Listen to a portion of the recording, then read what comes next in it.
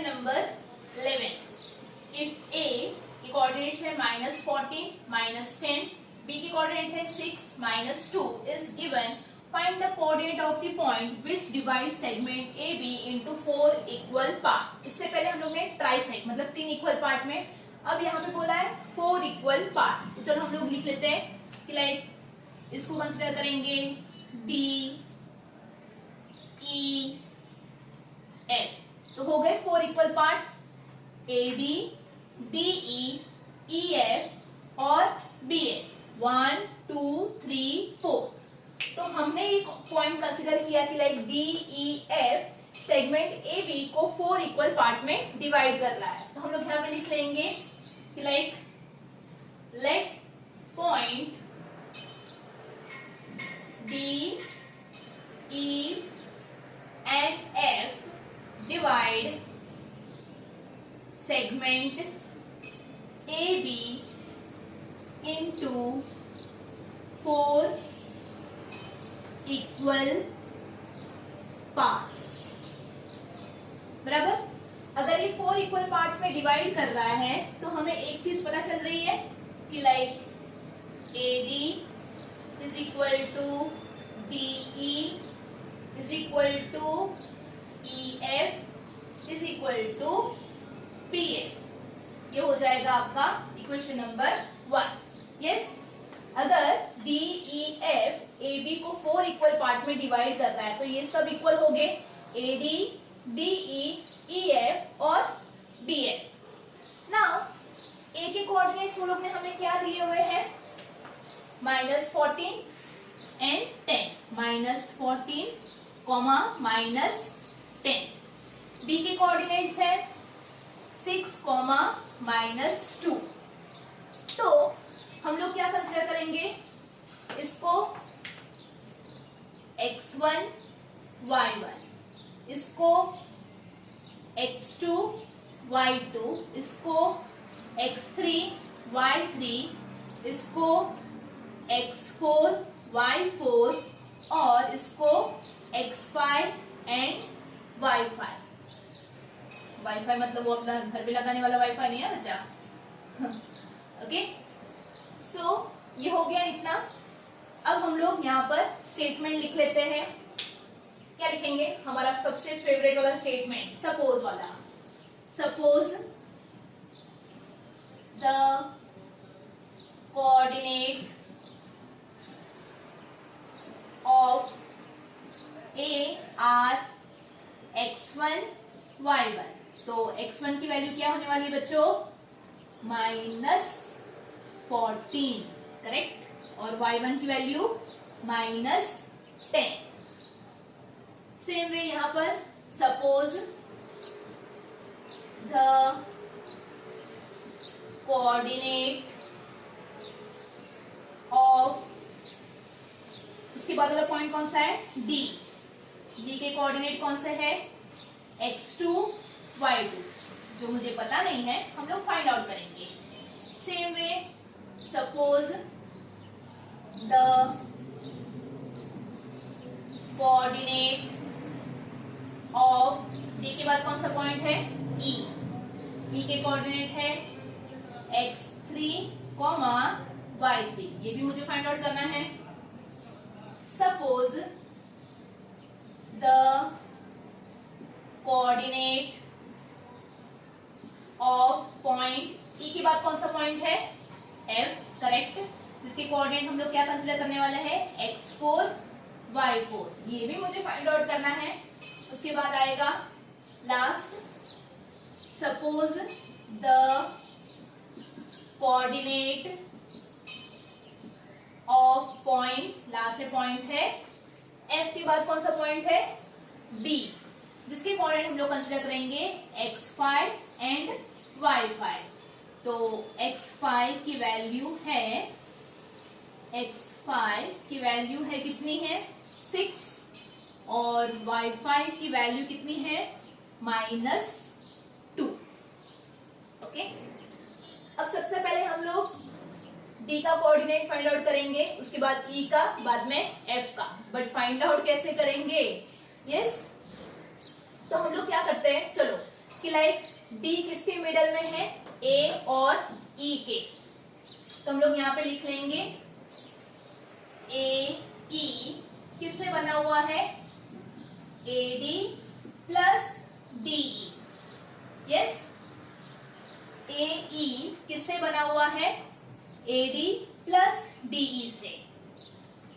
Now A D की जगह पे हम लोग लिख सकते हैं ई एफ,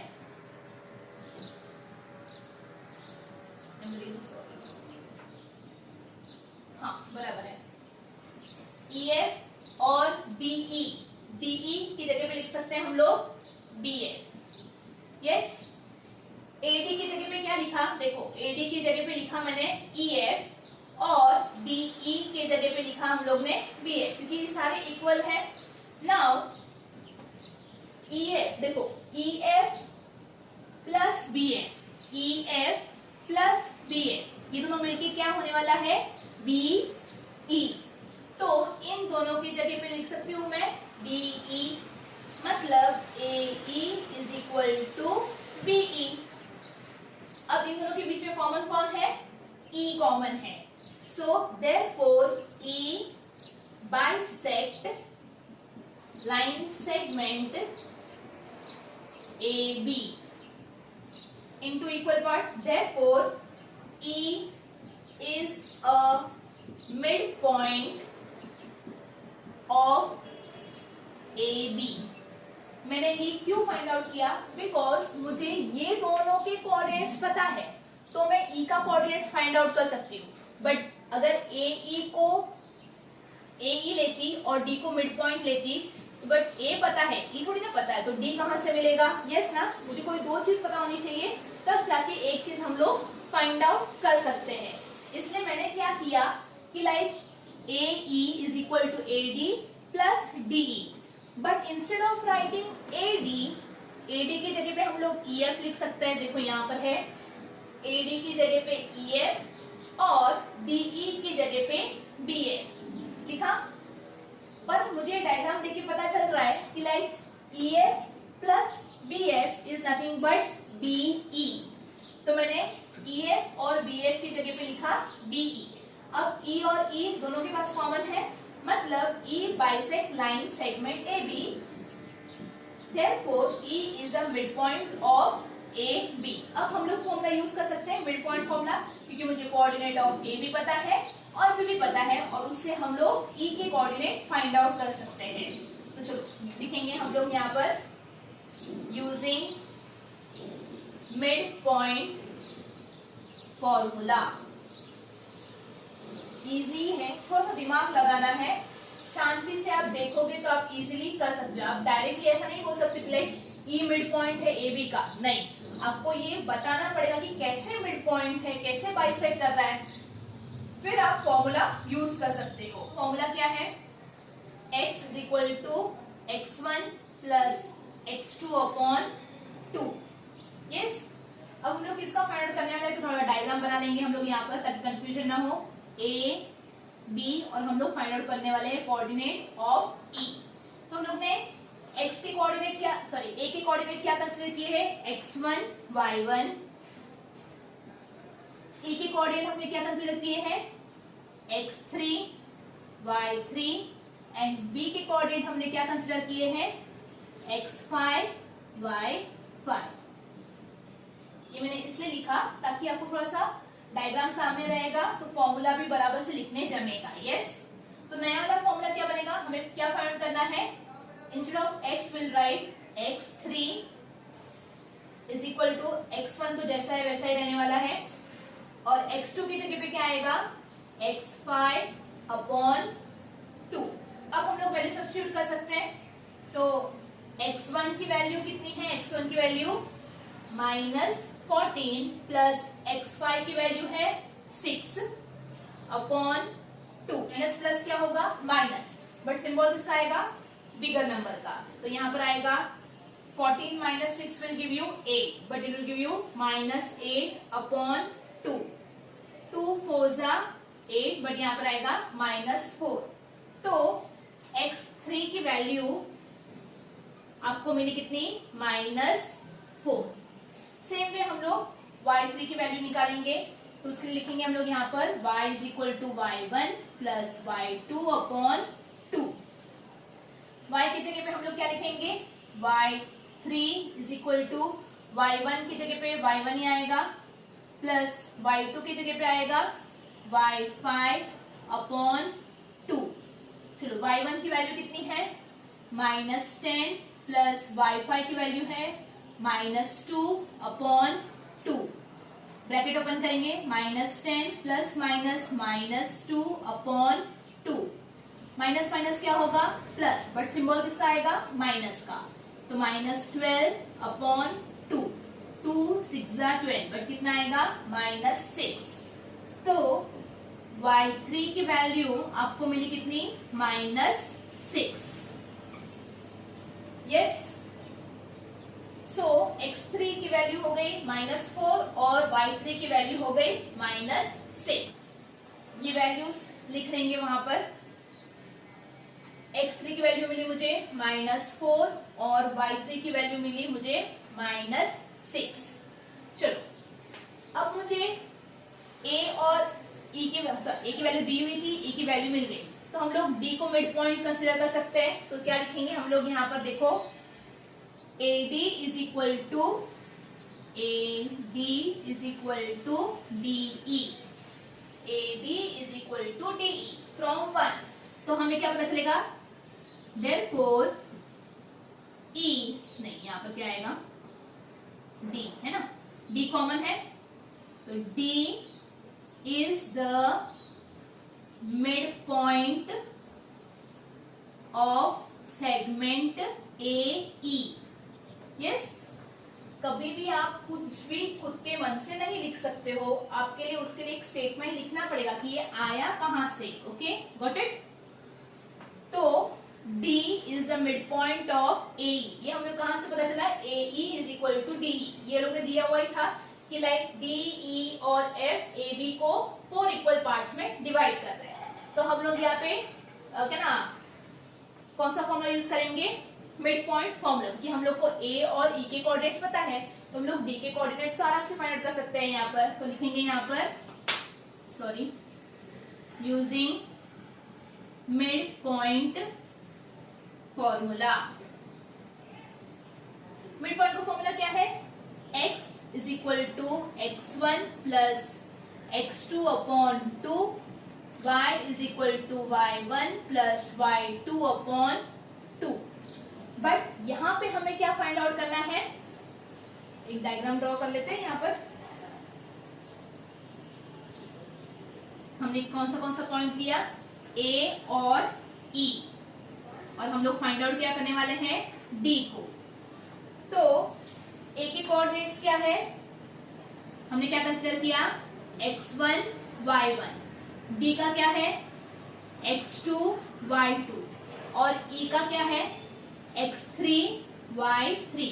देखो बच्चे लोग, थोड़ा 2 सेकेंड जाएगा, बट ऐसा डायग्राम ड्रॉ करके रेडी रखो, तो कैसा आपको फॉर्मूला लिखने के लिए भी जमेगा और कंफ्यूजन भी नहीं होगा। ओके, सो नया क्या होने वाला है यहाँ पर, x2, x की जगह पे हम लोग क्या लिखेंगे, x2 is equal to x1, तो जैसा है वैसा ही आएगा, प्लस x2 की जगह पे क्या लिखेंगे हम लोग, x3 अपॉन 2। सेम है, यहाँ पर आएगा y2 is equal to y1 plus y3 upon 2। Yes, चलो अब हम लोग वैल्यू सब्स्टिट्यूट करते जाएंगे।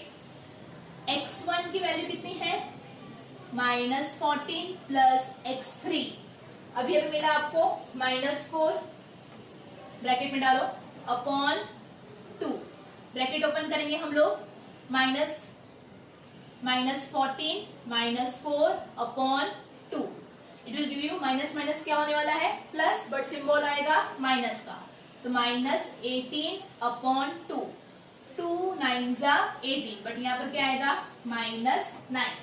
तो x2 की वैल्यू मिली आपको -9। सेम वे हम लोग y2 की वैल्यू फाइंड आउट करेंगे, तो y1 कितना है, -10 प्लस y3 कितना है, y3 ये रहा अभी अभी जो मिला मुझे, -6 ब्रैकेट में डाल दो अपॉन 2। अगेन सेम है, यहाँ पे ब्रैकेट ओपन करो, -10 plus minus -6 upon 2। Minus minus क्या होगा, प्लस, बट सिंबल किसका आएगा, माइनस का, तो यहाँ पर आएगा -16 अपॉन 2। 2 8 जा 16, बट यहाँ पर आएगा -8 बिकॉज -16 है। तो y2 की वैल्यू मुझे मिली -8। यहाँ पे लिख लेते हैं हम लोग -9 एंड -8। तो x3 y3 की वैल्यू मिल गई, मतलब e के कोऑर्डिनेट्स मिल गए, x2 y2 की वैल्यू मिल गई, मतलब t के कोऑर्डिनेट्स मिल गए। अब हम लोग को फाइनली किसके कोऑर्डिनेट फाइंड आउट करने हैं, f के। तो चलो उसके लिए हम लोग क्या करेंगे, देखो EF is equal to BF, EF is equal to BF from 1, यहाँ पे कॉमन क्या है, F, so therefore F is the midpoint of line segment EB या फिर BE, yes, using the midpoint formula। मैं यहाँ पे वो स्टेटमेंट नहीं लिख रही बच्चा, क्योंकि क्या ना स्पेस कम गिरेगा और लिखने नहीं जाएगा। हम लोग डायग्राम बना लेते हैं प्लीज, है ना। तो E और B हमें क्या फाइंड आउट करना है, F। तो E के कोऑर्डिनेट्स क्या ले लिए हैं हम लोग ने, x3 y3, F का है x4 y4 और B का है x5 y5। चलो अब यहाँ पे यूजिंग द क्या है, मिड पॉइंट फॉर्मूला। अब यहाँ पे स्टेटमेंट लिखना, क्योंकि अपने पास इतना जगह नहीं बचेगा। Okay, so I am writing directly formula, x is equal to x1 plus x2 upon 2, y is equal to y1 plus y2 upon 2। चलो अभी हमें x की जगह पे क्या लिखेंगे हम लोग, x4 is equal to x1 की जगह पे क्या लिखेंगे, x3 प्लस x2 की जगह पे क्या लिखेंगे, x5 upon 2। Same way y के लिए y4 is equal to y3 plus y5 upon 2। Value substitute करते जाएंगे हम लोग। x4 तो हमें फाइंड आउट करना है, यस। x3 के कोऑर्डिनेट्स क्या है, देखो x3 -4 मिला था ना हम लोग को, यहाँ पर x3 कितना मिला था, -4 प्लस x5 मतलब b, यहाँ पर कितना है, x5 कितना है, 6 है। देखो धीरे धीरे आराम से करना, ओके। जरा सा भी एक भी वैल्यू, एक भी साइन गड़बड़ हो गया तो पूरा सम खत्म। आप कहते ना रॉन्ग हो जाएगा आंसर और कोई मार्क्स नहीं मिलेंगे आपको। -4 प्लस 6 अपॉन 2, प्लस माइनस क्या होगा, माइनस, और सिंबल किसका आएगा, बड़े नंबर का। 6 - 4 विल गिव यू 2 अपॉन 2, 2 1 जा 2। तो आपको x4 की वैल्यू मिली 1, यस। अब सेम वे एक y4 निकालेंगे, सो y3 कितना है, y3 -6 प्लस y5 कितना है, -2, यस, अपॉन 2। -6 प्लस माइनस क्या होगा, -2 अपॉन 2। माइनस माइनस क्या होगा, प्लस, बट सिंबल आएगा माइनस का। तो 6 + 2 विल गिव यू 8 अपॉन 2। 2 4 जा 8, बट -4 आएगा। तो y4 की वैल्यू मिली आपको -4। सो x4 कितना है, 1 और y4 कितना है, -4। सी हमें मतलब d के कोऑर्डिनेट्स मिले, यस, सॉरी ये e के थे, x3 y3 e के कोऑर्डिनेट्स थे, x, उसके बाद क्या मिला हमें, x2 y2 d के कोऑर्डिनेट्स, और लास्ट में x4 y4 जो है f के कोऑर्डिनेट। तो आप फाइनल आंसर क्या लिखने वाले हो, Therefore, the coordinate of point D are -9, -8, ये रहा -9, -8. Coordinate of point E are -4, -6 and coordinate of point F are 1, -4. मेरे पास यहाँ पे स्पेस नहीं है इससे मैंने नहीं लिखा है. आप लास्ट में ये स्टेटमेंट जरूर लिखना. Okay, it's very easy. आप कुछ भी डायरेक्टली नहीं लिख सकते हो, आपको बताना पड़ेगा कि ये इसका मिड पॉइंट है, कैसे स्टेटमेंट लिखना पड़ेगा और बाद में आपको सॉल्व करना है. सिर्फ मिड पॉइंट फॉर्मूला ही यूज किया है, बट ये जो छोटे छोटे स्टेटमेंट्स हैं यहाँ पर ये बहुत मैटर कर रहे हैं इस पूरे सम को सॉल्व करने के लिए. Okay, so just go through it.